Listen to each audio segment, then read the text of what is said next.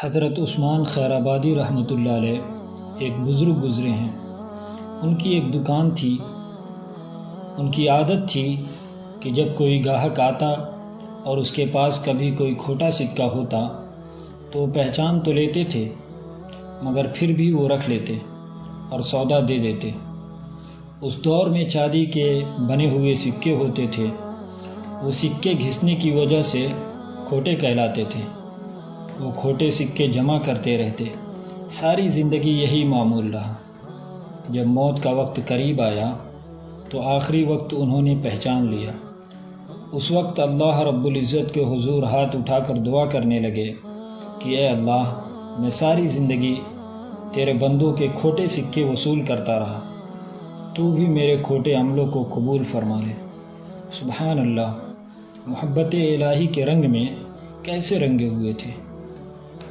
اللہ رب العزت ہمیں بھی اپنی محبت عطا فرمائے۔